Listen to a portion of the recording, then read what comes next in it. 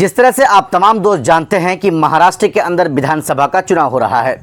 जैसे जैसे दिन गुजर रहा है चुनाव का मज़ा, चुनाव का प्रचार चरम सीमा पर उठता जा रहा है। एमआईएम पार्टी की तरफ से 16 उम्मीदवार कुल मिलाकर चुनावी मैदान में हैं और पूरे 288 विधानसभा सीटों में 20 नवंबर को महाराष्ट्र के अंदर चुनाव होना है। 2 दिन के बाद तीसरे दिन यानी 23 नवंबर को चुनाव की गिनती होनी है और उस दिन हमारे और आपके सामने सारी चीज़ें क्लियर हो जाएंगी कि आखिर एमवीए को कितनी सीट मिली, एनडीए गठबंधन को कितनी सीट मिली और उसके साथ साथ जो ओवैसी की पार्टी ऑल इंडिया मजलिस इत्तेहादुल मुस्लिमीन है उसको पूरे महाराष्ट्र में कितनी सीटें मिली। हम आपको दोस्तों कुछ ऐसे विधानसभा हैं जिनके बारे में आंकड़ा हम आपको बताएंगे कि किस एंगल से एमआईएम पार्टी के उम्मीदवार चुनावी मैदान में उसको उतारा गया है और वो इस तौर पर या इस एंगल से वो चुनाव जीत रहे हैं। सबसे पहले दोस्तों हम आपको बताते हैं कि पूरे 288 विधानसभा सीटों में एक सीट ऐसी सीट है औरंगाबाद ईस्ट विधानसभा, जहां से एमआईएम पार्टी के पूर्व सांसद पूर्व विधायक सैयद इम्तियाज जलील साहब चुनावी मैदान में हैं और चुनावी मैदान में इनको हराने के लिए पूरी ताकतें, चाहे वो एमवीए गठबंधन की तरफ से हो या फिर एनडीए यानी बीजेपी गठबंधन की तरफ से, तमाम लोगों की तरफ से पूरी ताकतें झोंक दी गई हैं सिर्फ उनको हराने के लिए।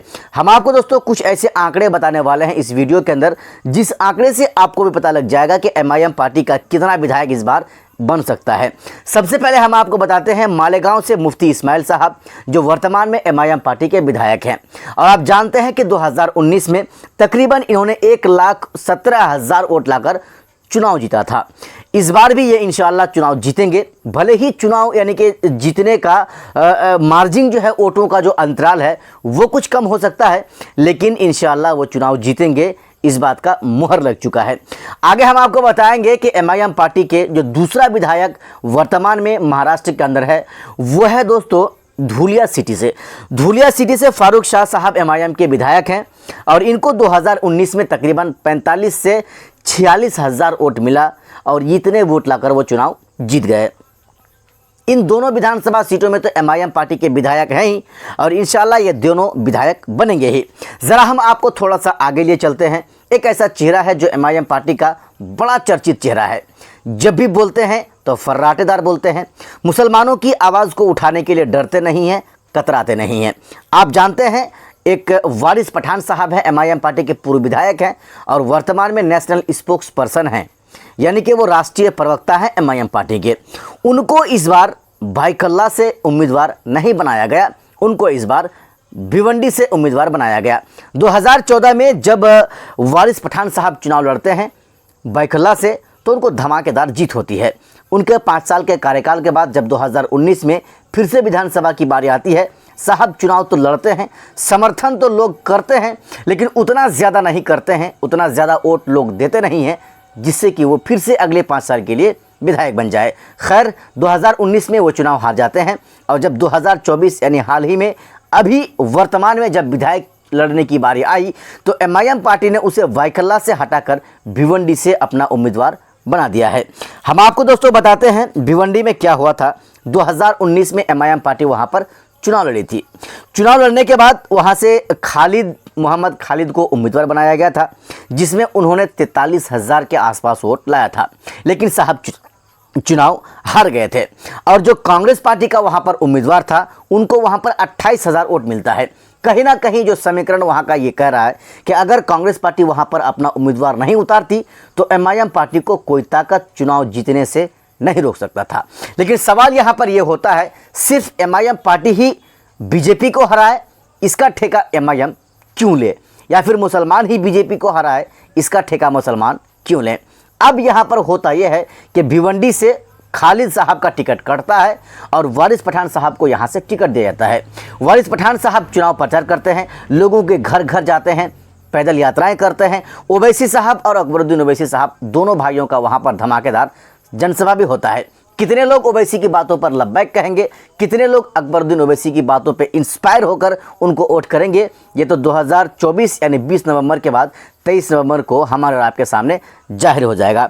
अब हम आपको ज़रा बताते हैं सैयद मोइन साहब के बारे में। सैयद मोइन साहब नांदेड़ विधानसभा से ये चुनाव लड़ रहे हैं और इनके बारे में अगर हम आपको बताएं तो जहां से ये चुनाव लड़ रहे हैं, नांदेड़ विधानसभा से चुनाव लड़ते हैं। 2019 में यहां पर मोहम्मद साबिर को एमआईएम पार्टी ने टिकट देकर चुनाव लड़ाया था। 2019 में होता क्या है, मोहम्मद साबिर 20,000 के आसपास वोट लाते हैं, लेकिन वो साहब चुनाव हार जाते हैं। हारने के बाद अब होता यह है, 2024 में जब चुनाव की बारी आती है तो एमआईएम पार्टी ने वहां से सैयद मोइन साहब को उम्मीदवार बना देते हैं। सैयद मोइन साहब के बारे में अगर हम आपको बताएं, 2014 में सैयद मोइन साहब यहीं से यानी और नांदेड़ ईस्ट, नांदेड़ वेस्ट से, नांदेड़ दक्षिण से ये चुनाव लड़ते हैं और 2019 में उनको तकरीबन 34,000 वोट मिलता है, लेकिन साहब 2014 में चुनाव हार जाते हैं। और वहाँ पर जो 2014 में जो विधायक बना था, महज 5 या 7,000 वोटों का ही अंतराल था, जो है फासला था, वहाँ पर चुनाव वो साहब हार गए थे।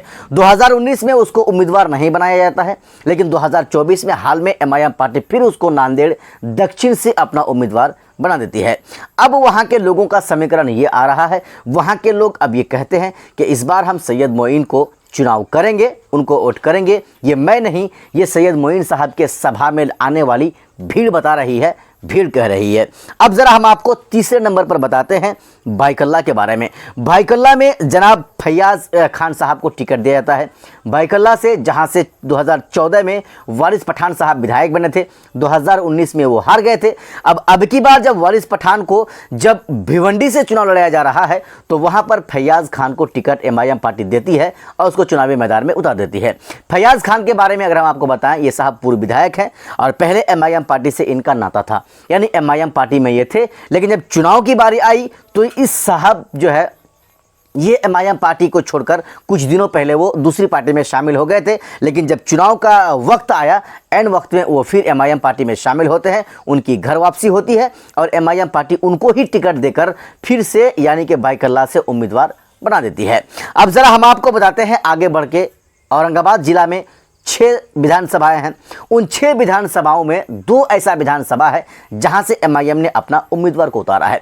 पहला औरंगाबाद सेंट्रल से, जहां से नसीरुद्दीन सिद्दीकी साहब को उम्मीदवार बनाया गया है। दूसरा औरंगाबाद ईस्ट, औरंगाबाद पूर्वी विधानसभा से, जहां से सैयद इम्तियाज़ जलील साहब को उम्मीदवार बनाया गया है। सबसे पहले हम आपको बता देते हैं, औरंगाबाद सेंट्रल एक ऐसा विधानसभा है जहां से 2014 में सैयद इम्तियाज़ जलील साहब विधानसभा का चुनाव लड़ते हैं और उनको धमाकेदार जीत होती है, तकरीबन 62,000 वोट वो लाते हैं। लेकिन जब 2019 की बारी आती है तो साहब पूरे औरंगाबाद में लोकसभा का चुनाव लड़ते हैं और लोकसभा में उनको माशाल्लाह धमाकेदार जीत होती है। अब होता क्या है, वहाँ की सीट खाली होती है। एमआईएम पार्टी उसी औरंगाबाद सेंट्रल विधानसभा से नसीरुद्दीन सिद्दीकी साहब को चुनावी मैदान में उतार देते हैं। 2019 में नसीरुद्दीन सिद्दीकी साहब चुनाव लड़ते हैं और मजबूती के साथ लड़ते हैं। टोटल उनको 82,000 वोट तो मिलता है, लेकिन साहब चुनाव हार जाते हैं, दूसरे नंबर पर रहते हैं।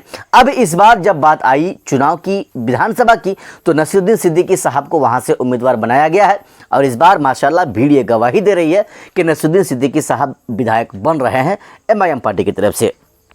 वहीं अगर हम आपको दूसरा विधानसभा के बारे में बताएं तो वो औरंगाबाद ईस्ट विधानसभा है।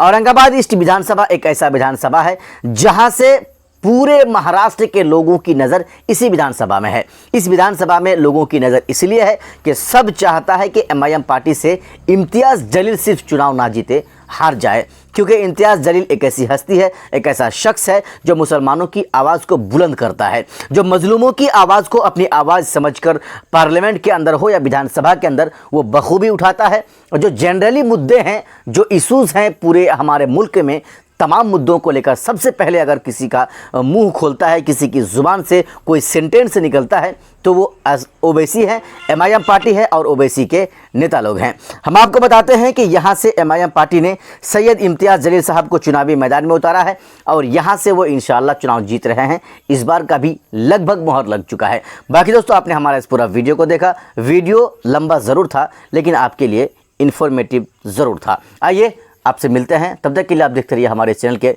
दूसरी वीडियो को। जय हिंद, खुदा हाफिज़।